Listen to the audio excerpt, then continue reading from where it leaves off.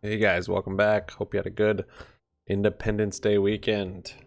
We're gonna talk about S&P 500, GameStop, the great bullish news that GameStop has fundamentally, and how awesome it affects the stock price. Sub up, like up, comment down. Happy money sticks around.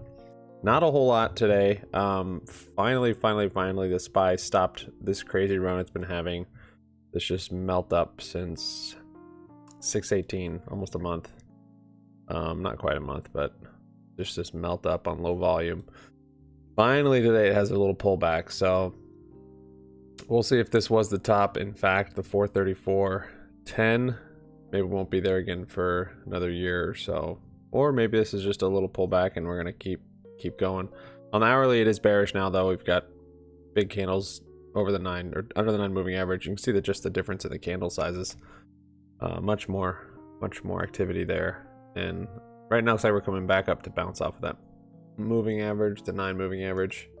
In the 5-minute it had a pretty epic bounce today from the low, but this isn't a crash, this isn't even a correction. This is, I would say, just a slight pullback from that crazy last couple days. This day especially, I mean, look at the RSI. Yeah, it's so overbought, 91. So this is just getting us back into a normal kind of trading area. On the daily, I mean, it's still bullish as far as the moving averages and the MACD. If the body of this candle was larger than yesterday's, basically close price below yesterday's open, I would say, yeah, this was a top. The fact that it's rebounded so much, we still have an hour though. My video's a little early today, so still have an hour, and it's quite possible we'll come back down quite a bit before close. So I'm thinking this probably is a top, and we'll see some corrections from here. However, it could be another one of these little systems where it hits a top, comes down, and then just does this basically stagnant type trading, or has some volatility for a few days and kind of wavers, and then just kind of keeps melting up slowly. Depends on probably administration, what they're doing.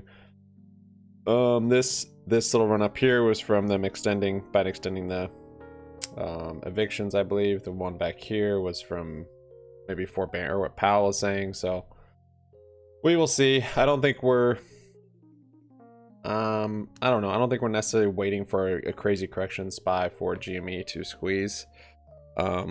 What we've seen so far is GME affecting the SPY. So when GME goes crazy to the upside in those few minutes, really, with like a lot of volume and velocity, we'll see SPY sell off massively in inverse. What we haven't seen yet is SPY selling off with velocity and then GME going off of that and kind of ripping up. So I don't think we necessarily need to see that. I think with SPY coming down, even today I was watching it, GME kind of comes down, but it kind of settles down and doesn't quite follow SPY. I mean, it does, but it's not it's negative beta. So if the SPY comes down fast enough, GME could rip from that, and we haven't seen that yet. So I think if we start seeing that, that would be very good news for GME, and that might be the beginning of the squeeze. But for now, GME has came out with good news. They are open up a lease on a huge warehouse in Nevada, and it's 530,000 square feet. Football field is 57,000 square feet, like the entire thing, including the end zone. So if you can imagine how much bigger this warehouse is, just like a fulfillment distribution center, I think. Let's see, I know it's towards yeah, living there a few.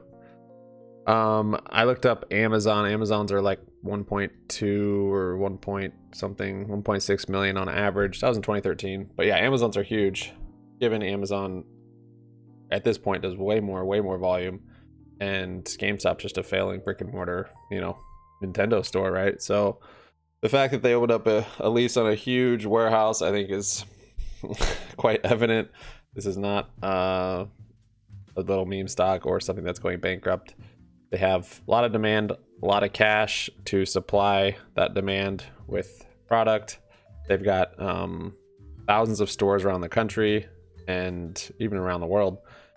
And those are all also like little fulfillment centers. Compared to Amazon, they don't have any storefront. I actually have heard they have storefronts. I take that back. I've never been to one. I think they maybe only have a few of them, but they're basically just warehouses.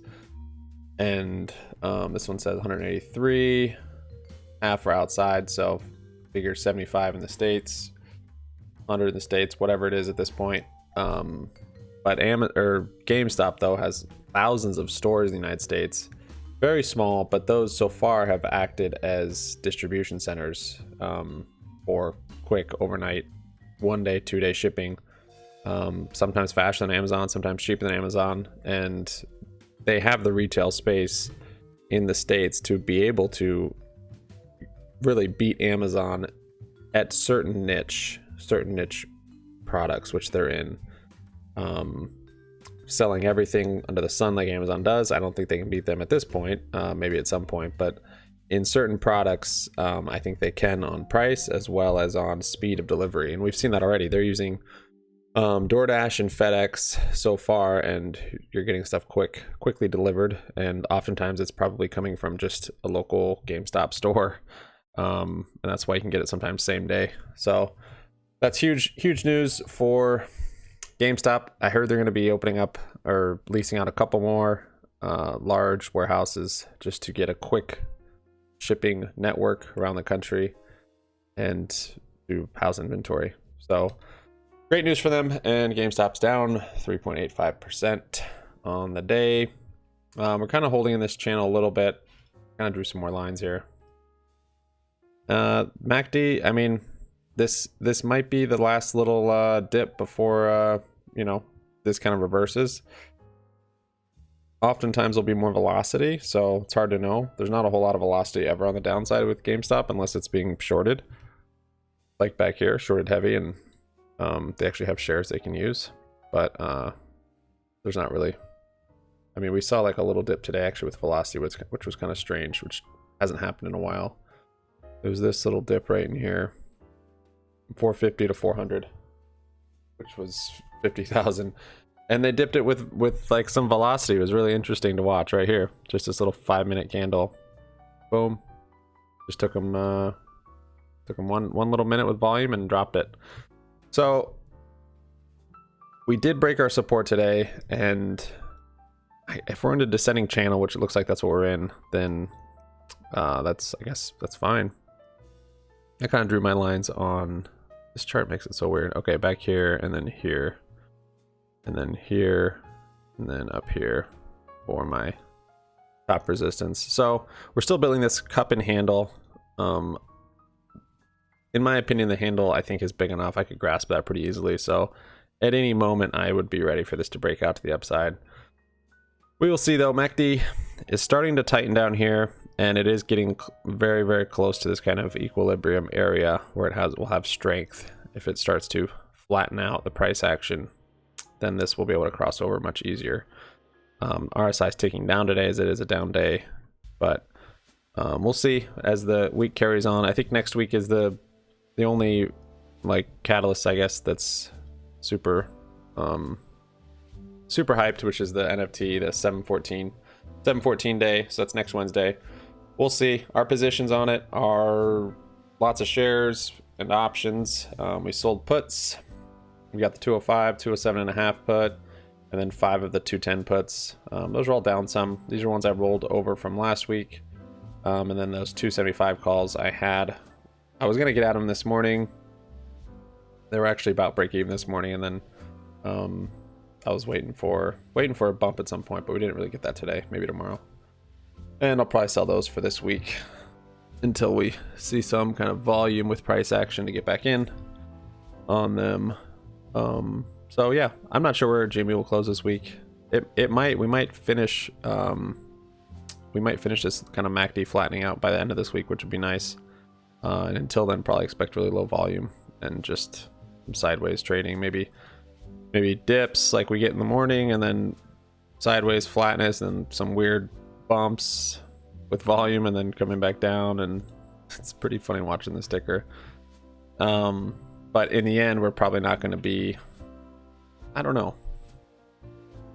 I don't see us dropping down as much. As each day passes, it seems like it's maybe less likely that we'll come down and hit this 180 or so support. It just doesn't seem like they have the power to do that, but I could be wrong.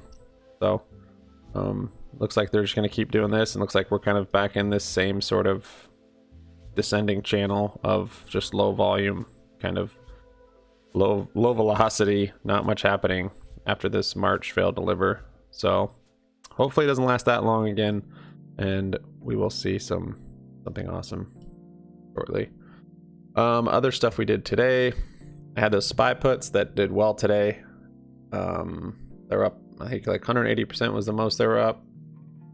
But yeah, I closed out of some, made some free, and I was down to one, and then like right about here I had just one left, and then it came up here, and then I thought I'm gonna get some more, thinking it's gonna sell back off into close.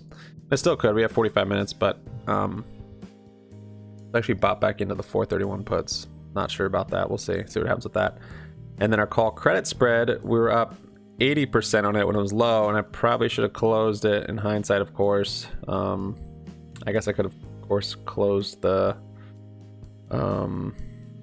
calls I sold. I've not done that before, but I could just close the calls I sold at the bottom and let the naked calls gain value and then close those. I usually don't try and get too fiddly with spreads like that, but I suppose I could try it. Anyways, we'll see what happens by the end of the day. Today, this is losing value as this SPY just melts up. We're in power hour, so sometimes that's a sell-off, sometimes it's not. I don't know. I think this might have been the top. I mean, today was that's a pretty big downward move, even though we're getting this epic bounce. On the daily, though, it's hard to know. And then Microsoft lost the contract with the government, I believe. So I got some puts on that. I think those will not probably work out. It didn't really react like I was expecting. Not much else moved on here on this account. Yeah, the SPX, those haven't moved enough to gain value. On this account, I bought SRNE calls. They had news FDA stage 2 trial. And it's just a little pump and dump, so not much continuation on that. Might just close those. See if I can do that. Nice. Yeah, that's what I got for you guys. Sub up, like up, comment down. Happy money sticks around. Pretty mellow day in the market for us GME shareholders, at least. Other than that, good bullish news on GME. That's what I got. Follow us on Twitter at HappyMoneyYT, and you can jump on our Discord if you want. It's in the description. Okay, thanks for watching. Peace out.